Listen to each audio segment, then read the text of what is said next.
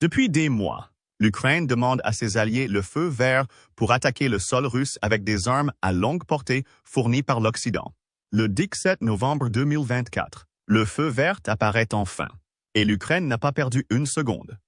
Au cours des jours suivants, un barrage de roquettes s'est abattu sur le territoire russe, mais aucune d'entre elles n'a touché l'attaquant aussi durement que les missiles Storm Shadow fournis par les Britanniques. Ces missiles, tirés le 20 novembre, ont complètement décimé l'ennemi, tuant même des responsables de haut rang, et la Russie ne disposait plus de beaucoup de missiles. Le message de l'Ukraine était on ne peut plus clair. Personne n'est en sécurité. Personne est nulle part, ni en Ukraine occupée, ni même au cœur de la Russie. Restez à l'écoute car nous avons tous les détails de cette attaque dévastatrice dans cette vidéo. Commençons par quelques informations générales pour vous aider à comprendre pourquoi l'attaque aux missiles de Storm Shadow est si importante. Le Royaume-Uni a livré pour la première fois des missiles Storm Shadow à l'Ukraine en mai 2023. Cependant, la première série de fusées présentait une condition.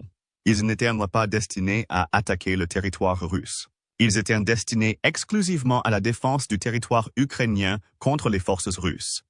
Bien entendu, le président ukrainien Volodymyr Zelensky a protesté contre cette condition. Il a affirmé que la seule façon pour l'Ukraine de gagner était de frapper des cibles militaires sur le territoire russe qui organisaient des attaques contre son pays. Toutefois, la Grande-Bretagne n'est pas le seul pays à introduire ces restrictions. Tous les alliés occidentaux de l'Ukraine, y compris les États-Unis, l'ont fait. Le premier assouplissement des restrictions a eu lieu en mai 2024, après le début de l'offensive estivale tant attendue de la Russie.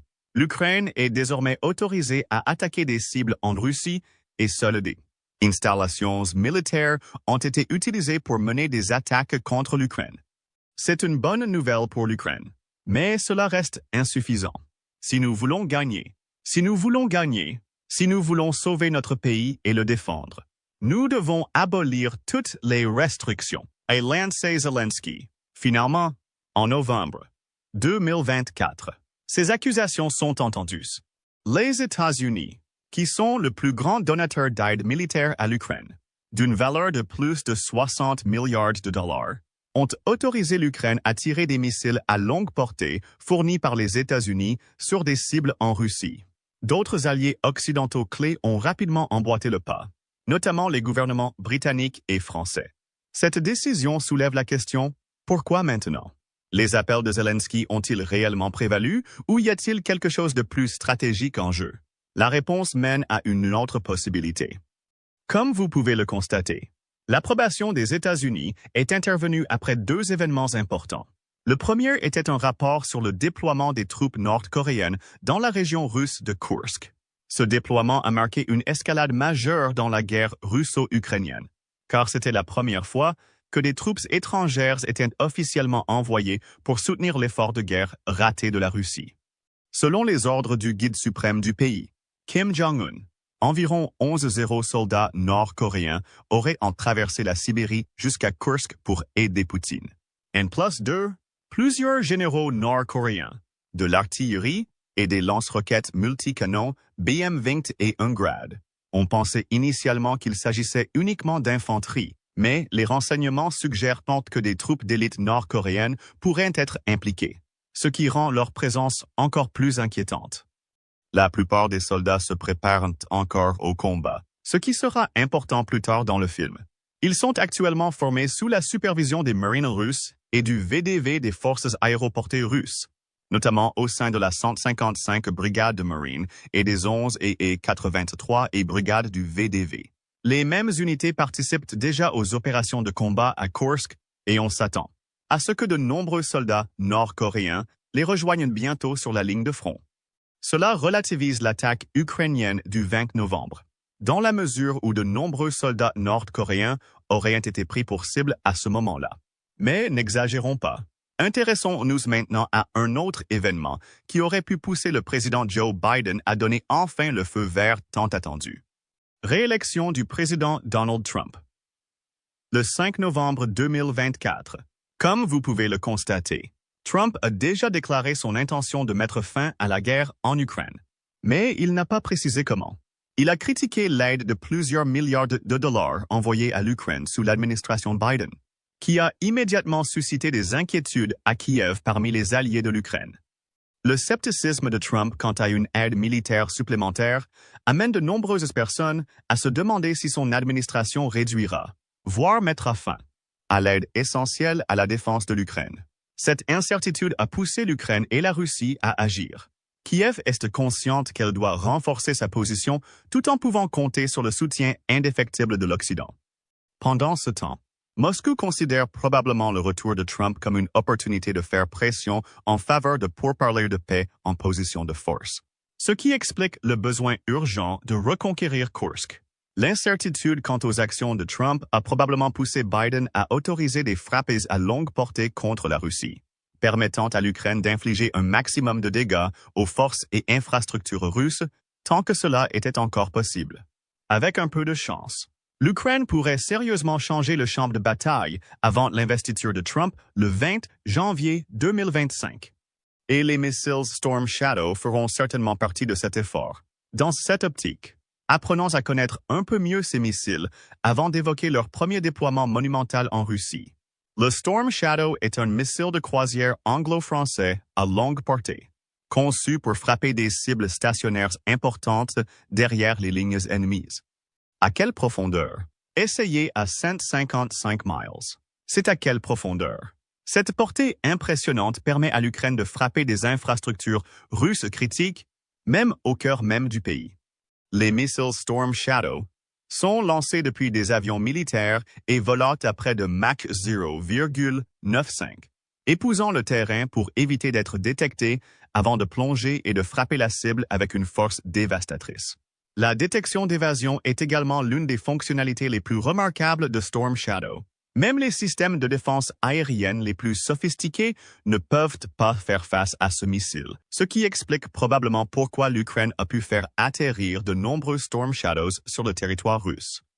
N'oubliez pas que la Russie a toujours présenté ses systèmes de défense aérienne comme étant presque impénétrables. Des derniers systèmes S-500 aux diverses défenses multicouches. Moscou a investi des milliards pour sécuriser son ciel. Et pourtant, nous sommes là. Le Storm Shadow s'est révélé très efficace pour échapper aux défenses russes grâce à son système avancé de guidage de missiles, qui combine GPS, Navigation Inertial, imagerie infrarouge et référence de terrain. Cette arme hautement spécialisée a été utilisée à plusieurs reprises contre la Russie, ce qui en fait un véritable cauchemar pour les soldats russes. En septembre 2023, 3 des 10 missiles Storm Shadow ont frappé le port de Sébastopol de la flotte de la mer Noire, portant un coup dur à la puissance navale russe. Les missiles ont touché le sous-marin Rostov-na-Don et le navire de débarquement de classe Minsk Rapukin, paralysant gravement la flotte russe. Les dégâts étaient si graves que les rapports affirmaient que Minsk était irréparable. L'Ukraine a déclaré que l'attaque avait également tué 62 soldats russes, dont beaucoup à bord du Minsk, alors que le navire devait partir au combat un jour plus tard. Un autre coup dévastateur porté à l'armée russe est survenu moins de 10 jours plus tard, lorsqu'au moins 3 Storm Shadows ont frappé le quartier général de la flotte de la mer Noire, tuant 34 officiers russes et blessant au moins 5 autres soldats. Parmi les morts figurent plusieurs hauts responsables russes. Bien entendu, ce n'était pas une coïncidence, car l'Ukraine a délibérément choisi de rencontrer les dirigeants de la marine russe à Sébastopol. On a même affirmé que Viktor Sokolov, alors commandant de la flotte de la mer Noire, faisait partie des victimes. Cependant, il existe encore des rapports contradictoires quant à savoir si Sokolov est réellement mort lors de la frappe. Si tel était le cas, il ne serait pas le premier Russe de haut rang vaincu par les Storm Shadows. En juin 2023, un missile Storm Shadow a joué un rôle clé dans l'élimination du général de division Sergei Gorachev, chef d'état-major de la 35 et armée des Forces armées russes unies. Cela nous amène à l'attaque la plus dévastatrice de Storm Shadow, qui a également tué un général russe, la grève du 20 novembre dont parle ce film. Avant de mettre fin à cette grève, rappelez-vous une chose. Cette attaque est encore relativement récente.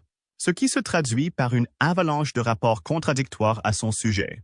Mais même si le brouillard de la guerre est encore épais, nous ferons de notre mieux pour collecter pour vous les rapports les plus fiables. Le fait que l'Ukraine soit restée plutôt discrète sur les détails n'aide pas. Des sources militaires de haut rang décrivant l'attaque comme rien de plus que très réussi. Ceci est largement comparable aux commentaires de Zelensky après que les États-Unis ont autorisé des frappes profondes sur le territoire russe. Le président ukrainien a déclaré que les missiles parleraient d'eux-mêmes. Nous nous appuierons sur plusieurs rapports pour combler les vides. Commençons par le but de l'attentat du 20 novembre. La cible de l'attaque aurait été un poste de commandement fortifié de grande valeur. Exactement le type de missile Storm Shadow conçu pour détruire. Vous voyez? Ce missile était conçu pour pénétrer et détruire les bunkers fortifiés et les structures militaires souterraines avec une ogive de 886 livres. Cela le rend idéal pour attaquer les centres de commandement et les dépôts de munitions sur lesquels la Russie s'est appuyée tout au long du conflit. Et c'est exactement ce qui s'est passé le 20 novembre.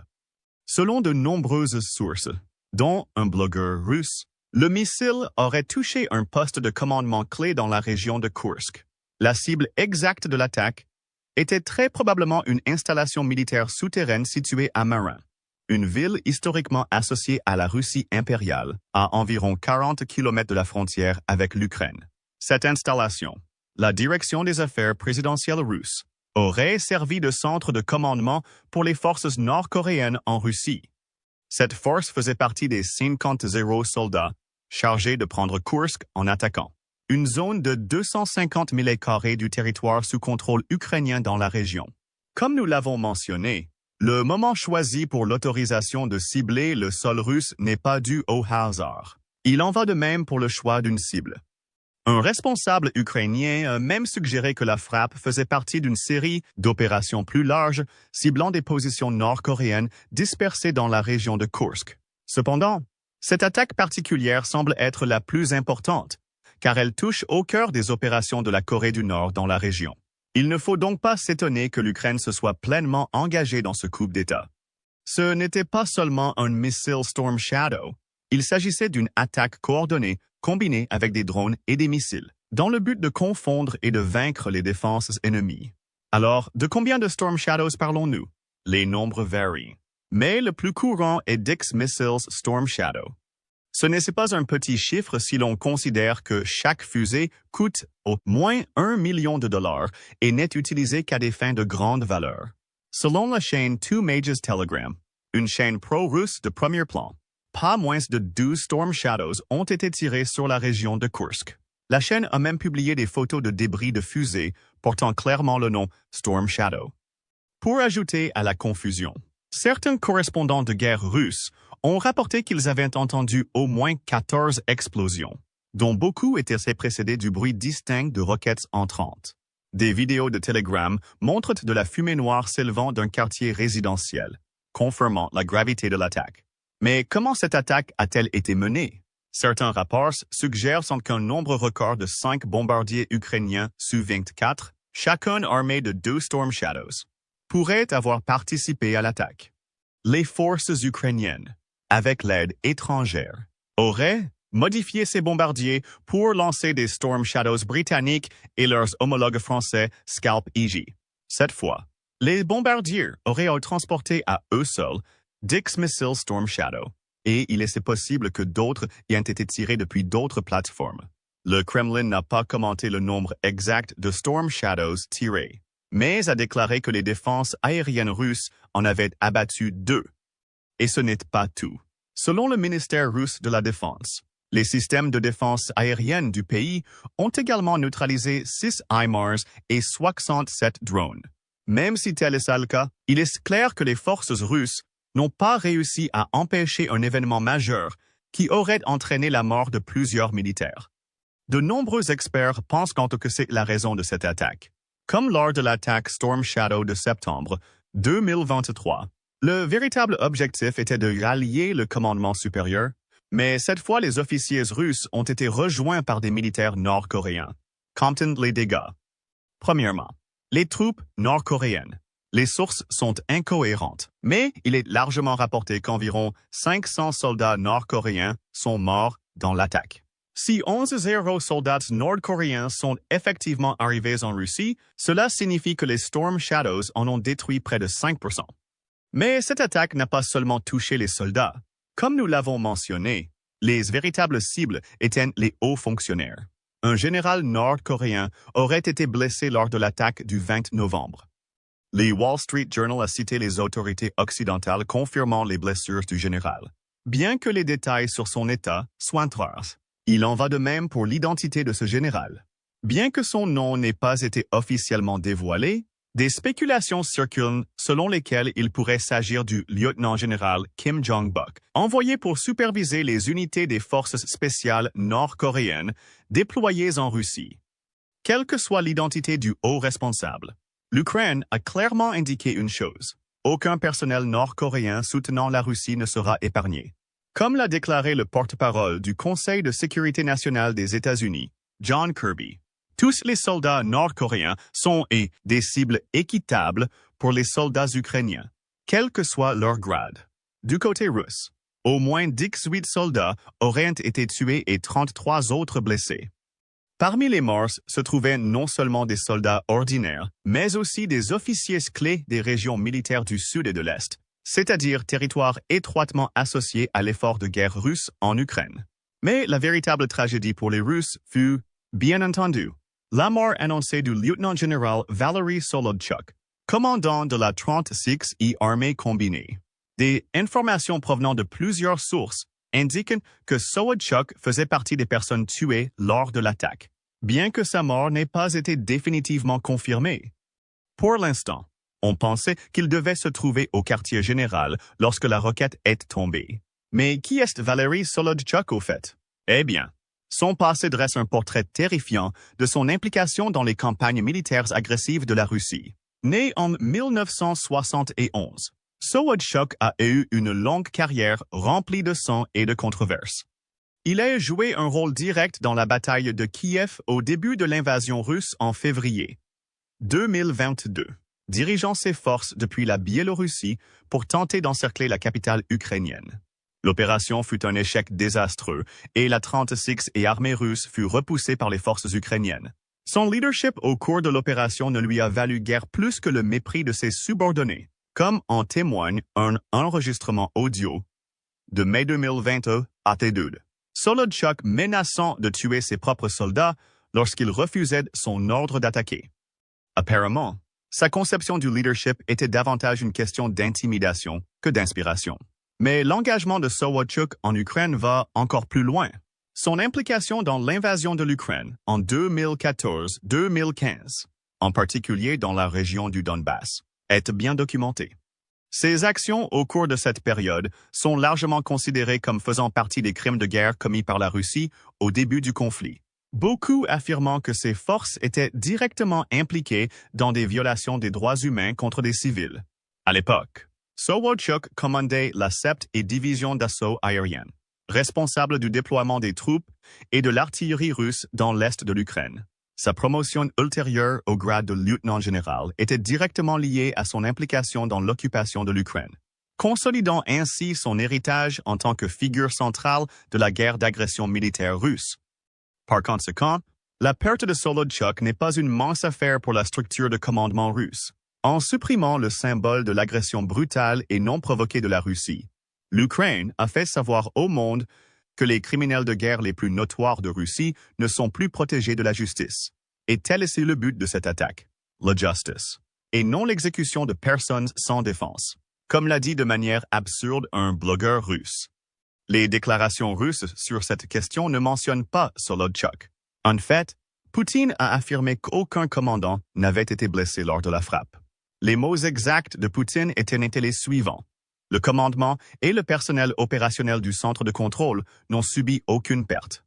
Poutine a ajouté que ce quartier général continue de diriger efficacement les actions des forces russies visant à éliminer et à réprimer les unités ennemies de la région de Kursk. Cependant, Poutine a confirmé qu'il y avait des victimes dans l'attaque. Selon lui, l'attaque et la bataille de défense aérienne qui a suivi ont fait des victimes. des morts et des blessés parmi les unités et le personnel du périmètre de sécurité. Mais comme on pouvait s'y attendre, en réalité, Poutine n'a pas pris cette attaque dévastatrice à la légère. Sa réponse est venue rapidement et de manière décisive. Presque immédiatement après le coup d'État ukrainien, Poutine a affirmé que les forces russes avaient lancé une contre-attaque ciblant l'industrie de défense ukrainienne. Cela n'est pas surprenant puisque la Russie a souvent attaqué le cœur industriel de l'Ukraine, dans le Dniepr et dans d'autres régions, dans le cadre de sa stratégie visant à affaiblir la capacité de combat de l'Ukraine. Mais Poutine n'a pas encore fini. Dans un geste très médiatisé, Poutine a annoncé le lancement d'un nouveau missile hypersonique à moyenne portée, l'Oreshnik. Poutine a déclaré que les essais de missiles avaient été couronnés de succès, affirmant que cela constituerait un tournant pour la Russie.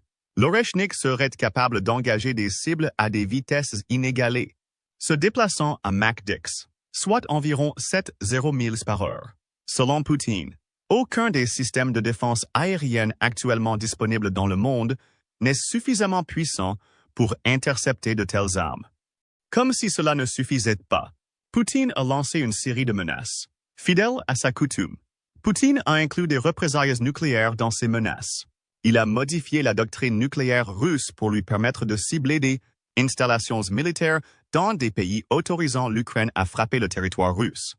Il a spécifiquement fait référence au Royaume-Uni et aux États-Unis, suggérant que leur utilisation de missiles à longue portée en Ukraine pourrait provoquer une réponse agressive de la part de la Russie. Bien entendu, cela n'a rien de surprenant, puisque Poutine a clairement indiqué depuis longtemps qu'il considérait l'utilisation d'armes à longue portée fournies par l'Occident comme une escalade du conflit. Après la grève du 20 novembre, il a réitéré une fois de plus sa position selon laquelle l'Occident avait déclenché la guerre en Ukraine et qu'il la maintenait. Voyez-vous, selon Poutine, les forces ukrainiennes ne pourraient en aucun cas utiliser elles-mêmes les missiles Storm Shadow. Les experts sont parfaitement conscients, a-t-il dit, que l'utilisation de telles armes n'est pas possible sans la participation directe des experts militaires des pays producteurs d'armes. Bien entendu, Poutine n'a pas fait allusion de manière aussi subtile à l'idée selon laquelle l'Occident serait directement impliqué dans le conflit, permettant à l'Ukraine de frapper profondément en territoire russe. C'est la même phrase éculée que Poutine a utilisée pour justifier son invasion de l'Ukraine, accusant l'Occident de son agression aux sanctions auxquelles il fait face. Il s'agit d'une tactique de bouc émissaire qu'il a utilisée à plusieurs reprises pour unir l'opinion publique russe et détourner la responsabilité de l'échec de l'invasion. Les menaces de Poutine peuvent te sembler intimidantes, mais son approche comporte un défaut fatal. Ces menaces sont pour la plupart vides de sens. Les responsables occidentaux ont constamment minimisé le bruit des armes nucléaires de la Russie. Le directeur de la CE, Bill Burns, qualifiant même Poutine de tyran, qui continuera à faire claquer ses armes de temps en temps. Malgré ces menaces, l'Ukraine continue de bénéficier du soutien occidental, tant militaire qu'économique. Le Royaume-Uni a clairement indiqué que son soutien à l'Ukraine ne serait pas entravé par la rhétorique irresponsable de Poutine, a déclaré le ministre de la Défense du pays. En fait, le Royaume-Uni a récemment renforcé l'arsenal Storm Shadows de Kiev. Selon un rapport de Bloomberg, des dizaines de Storm Shadows ont déjà été livrés à l'Ukraine, marquant le premier transfert d'armes majeur sous la direction du nouveau Premier ministre britannique au Kirghizistan. Le pays s'est également engagé à fournir davantage, ce qui est exactement ce dont l'Ukraine a besoin pour réellement avoir un impact sur le champ de bataille. Plus de projectiles à longue portée, plus d'ombre de tempête. Mais Storm Shadows peut-il faire la différence à lui seul? La réponse courte est non. Bien que les missiles Storm Shadow soient extrêmement efficaces, ils ne peuvent pas à eux seuls changer le cours de la guerre. D'autant plus que Moscou n'est pas non plus en reste. Avant même que l'autorisation d'utiliser ces missiles ne soit accordée, la Russie avait déjà corrigé sa position. Les bombardiers, les missiles et les infrastructures critiques ont été déplacés profondément sur le territoire russe, les mettant hors de portée de Storm Shadows. Même si l'Ukraine a actuellement la capacité d'attaquer jusqu'à 225 bases russes que les analystes ont identifiées comme étant à portée, l'effet pourrait être limité par les contre-mesures de Moscou. Malgré cela, Storm Shadows offre toujours d'énormes avantages stratégiques. Ils obligent massivement l'armée russe à opérer sur de plus longues distances, augmentant ainsi ses coûts logistiques et réduisant l'efficacité des opérations d'appui aérien et de commandement.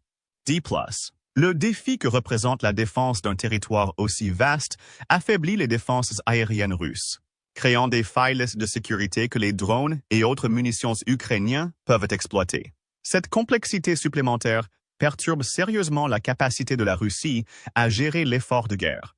Dans ce cas optique, où pensez-vous que l'Ukraine attaquera ensuite? Les missiles britanniques Storm Shadows et américains ATACMS continueront-ils à mener la charge?